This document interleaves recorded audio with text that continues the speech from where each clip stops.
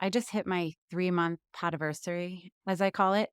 We're 3 months in, and I was just looking at my stats. I'm just seriously in awe that there are people listening in 28 countries. I want you to know that I sit there and I look at that map and I try to picture that stressed out mama listening in South Africa, in Japan, in Germany, in Ireland, in Austria, in the Philippines, in Nigeria, and all the other countries.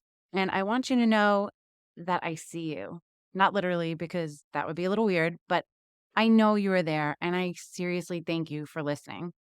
I started the show to help as many stressed out mamas as I can, and to know that I'm literally reaching around the globe is just amazing. I have really big dreams for the show, and I want to grow as big as God will let me. And you can help.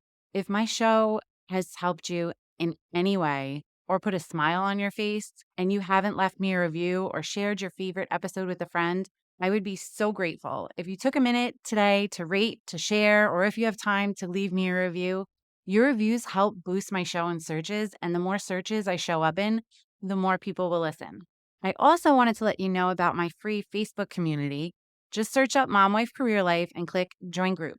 I'm hitting that live button next week, and I'd love for you to come join my tribe. It's a safe space for all you moms out there to come. You can ask me questions. I'm going to be sharing extra time management tips, some mom hacks, and you'll see a more personal side of me. You'll also have a chance to submit topics you want me to cover on the show. There will also be some fun freebies and templates that are only available to members. And as an added bonus, from now through the end of this year, you'll have a chance to win a free 20-minute coaching session with me where I'll help you through whatever you are struggling with most. But of course, if you don't want to wait to win a session, you can book a session with me anytime. Just check out my website, momwifecareerlife.com, for more info. As working moms, it's so easy to get caught up in all the mom, wife, career life things that we forget about taking the time to take care of ourselves. We fall into the habit of putting ourselves and our needs last. And in today's episode, I'm sharing my tips on how to fit self care into your busy schedule as a working mom. Are you feeling overwhelmed trying to juggle all the many hats you wear as a working mom? Do you want more quality time with your family without distraction of work and time alone to take care of yourself and your needs? Welcome to Mom Wife Career Life. I'm Kerri, a wife, mom of 3, and a recovering perfectionist.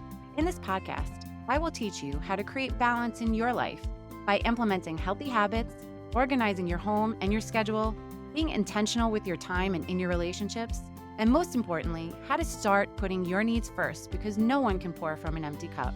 Grab that second cup of coffee, or if you're anything like me, your third. It's time to dive into today's episode of Mom Wife Career Life. This past week, I totally bit off way more than I can chew, and I was a hot mess ball of stress. I had zero free time, and it took my finest time management skills to get done what I actually did get done. But sometimes the most efficient schedules just aren't enough. I didn't get this podcast episode recorded before I left for vacation, so I had to take a little time away from my family to record it today, but I think it was God's way of telling me that this had to be my intro. Last week was a very rough week. Work was super demanding, zero time to even walk the dog during the day.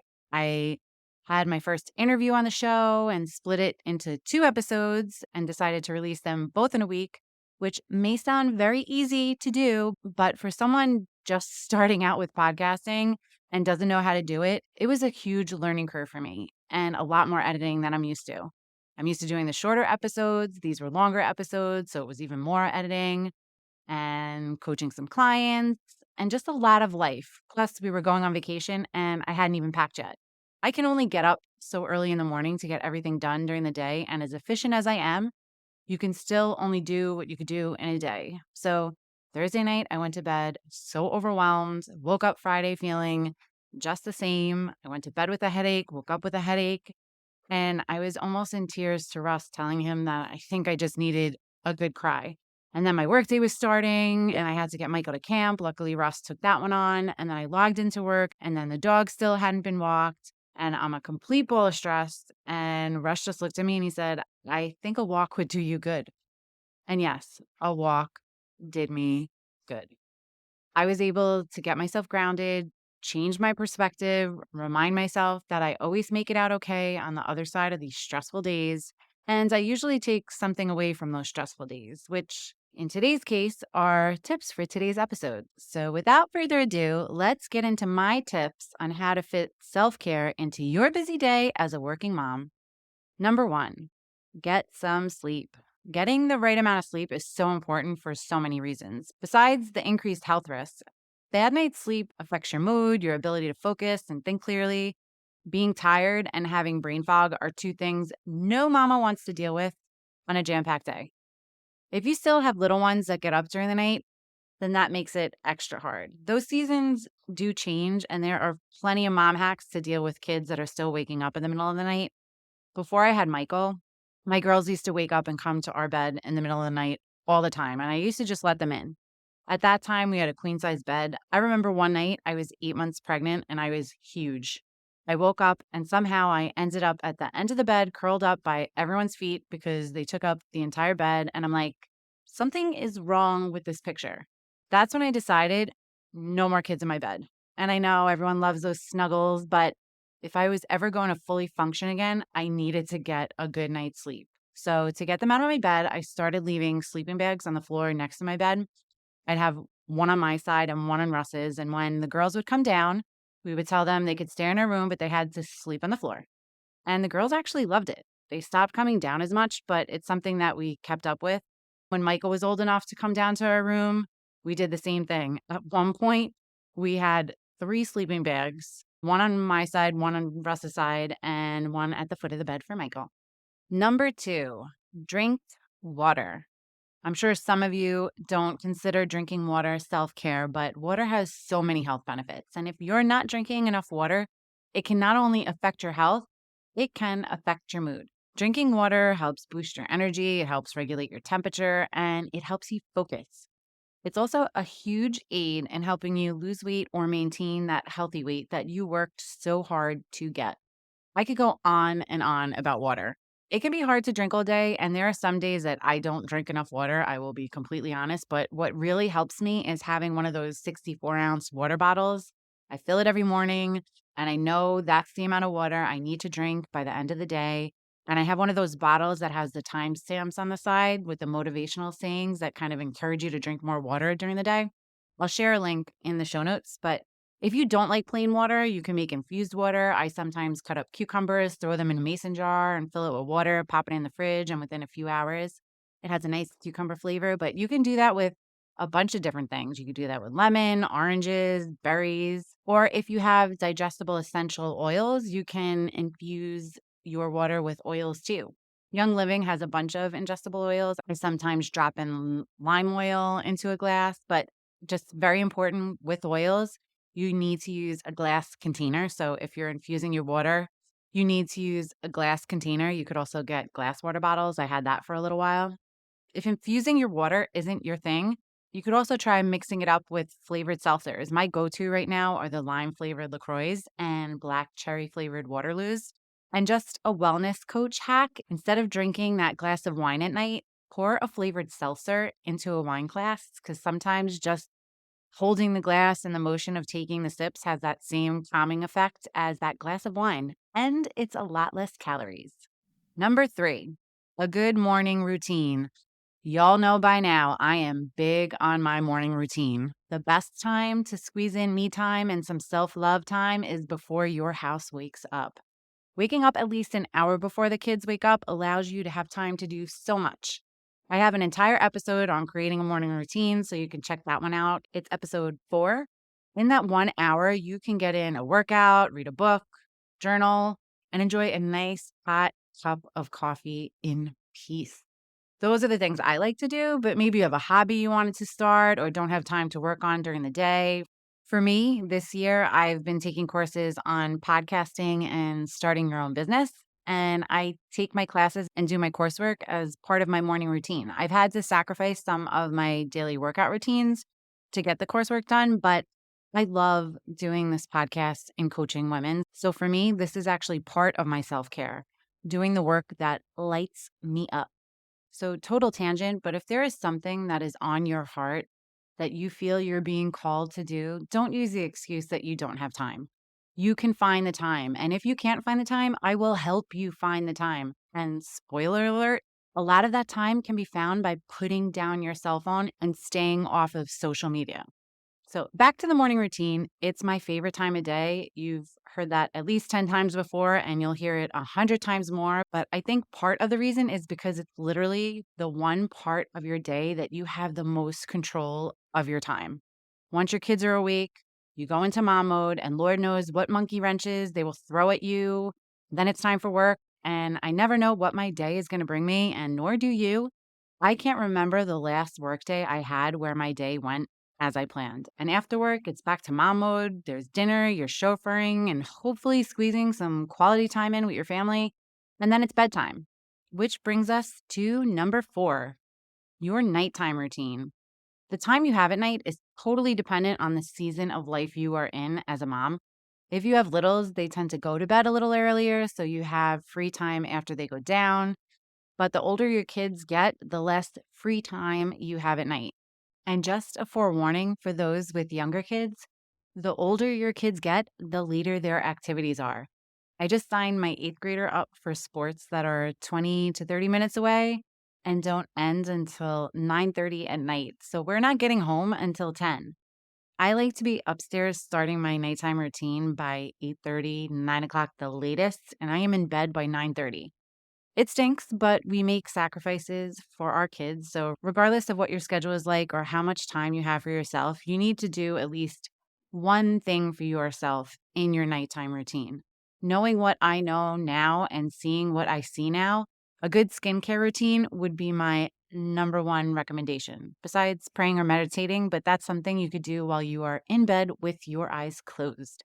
I have an entire episode on creating a better nighttime routine, so check that one out. It is episode 11. Number 5, take a walk. Whether you work at home or in your office, your body and your brain need a break. I try to take a break every day and do what I call my mental mile.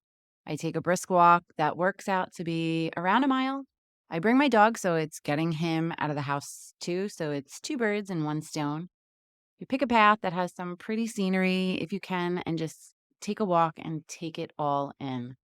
I like to listen to a podcast as I walk, but if I really need to think about something, sometimes I don't listen to anything and I just allow my brain to do its thing. Especially if you have a job where you need to strategize, you need to give your brain time to just think. Some of my best ideas come from those walks. Or if you don't want to think about work or think about anything and just take a break, search up some spa music and just play that as you walk around. I'm trying to picture what that would look like walking around Manhattan, listening to spa music in my AirPods as you're bobbing and weaving through crowded streets. I'm not sure if that would be calming or not. When I did work in the city, I worked down by South Street Seaport and I would walk along the water and it was awesome. So, wherever you work, I'm sure you can find a nice path. Just get out and go exploring. Number 6, put on some music and just dance. This may be a little hard to do if you don't work at home or have a private office, but sometimes I put on some old school hip hop. And by old school, I mean like 1990s, 2000s. And I get down in my kitchen like I'm at a bar back in college. I forget about this one sometimes, but good music and getting your body moving is a great distressor. Old school hip hop is also my go to when I'm getting ready for an adult's night out because Lord knows most of the time I would much rather stay home and just lie on my couch. So I need something to get me pumped up. And I always end up laughing at myself because I think I got some moves, but in reality, I probably look like a hot mess, but I don't care. I love the saying, dance like nobody is watching. And literally, no one is watching you except maybe your husband or your kids. But I've ingrained it in my kids since they were little that you should never be embarrassed in your own house. It's your safety zone, get silly, laugh at yourself. So I get silly a lot. Number 7, sing your heart out. I almost put this one with dancing, but it really should be its own tip. I love to sing. I always thought I would end up doing something in my life with singing, but once I moved into adulthood, I just stopped. And it wasn't until recently, really just since my girls started middle school and started trying out for musicals, that I really started singing again. And I forgot how much I love it. Again, this is something that I just do in my house. I'm not going out in public or on stage, although I do secretly have it on my bucket list that I would love to be in a musical again. But I guess that's not a secret anymore since I just said it on my podcast. But singing your heart out is actually really good for your mental health. Google it. And you don't have to have a good voice to sing. One of my favorite places to sing recently is in my car, and I usually do it while I'm driving alone. But it's the best place to just belt out a song, and there's no one there to make you feel self conscious. Try it out. After you drop your kids off to school or practice on your way home, put on your favorite song and just sing. Number 8, take a bath. I love taking baths, and I don't do this anywhere near as much as I should. I was actually taking baths at least once a week at some point, but again, life got crazy, and for some reason, I stopped. I actually do my best thinking in the bath or the shower. The water helps quiet all the noise around me. I put on some spa music. I put some crystals around the bath to balance the energy. I do some breath work, slow and steady breaths, and I just relax. You could squeeze in a bath at any point in the week. It may be a little hard to do if you have littles. I remember when my girls were little, anytime I try to have any private time in the bathroom, they would be right outside the bathroom door. And sometimes I'd look down and see their little fingers sliding under the door. Treasure those moments. I'm telling you, mamas, you are in that season where your littles are your shadow and you can't find peace. Just try to take a minute and enjoy it. This season flies by, and I promise you, you will miss it. But if you do have littles, that means that your kids are going to bed a little earlier than you. So you can put them down and go take time for you.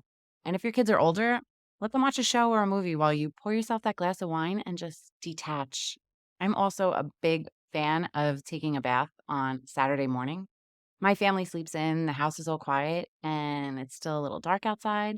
And it's almost like a little spa day. Number 9, practice gratitude. Whether you do it in a journal or just in your head, taking a few minutes out of your day to reflect on all the things you're grateful for can go a long way. Practicing gratitude actually helps reduce stress, anxiety, depression, and there is always something to be grateful for, even on the worst day. I tell my kids when they are having a hard time finding something to be grateful for, be thankful for the things you take for granted: a roof over your head, a warm bed to sleep in, food in your stomach, parents that love you, parents that love each other. There are so many people in this world that don't have those things that would gladly switch your bad day for their bad day. Number 10, listen to a podcast. You could say I'm biased, but I'm all about listening to podcasts. There are podcasts for pretty much any topic you can think of. You can search for anything that's on your mind: self care, meditation, calmness. Listening to my podcast right now is self care. Any topic that you can walk away from feeling a little better than you did before you listen, that is self care. And that hobby or goal that you have, there is probably a how to podcast about it.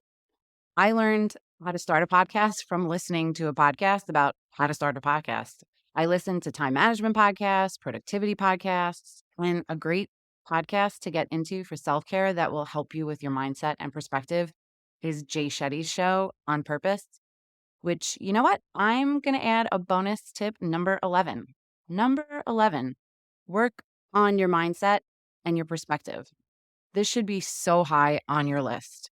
You have no idea what having the right mindset and perspective can do for you.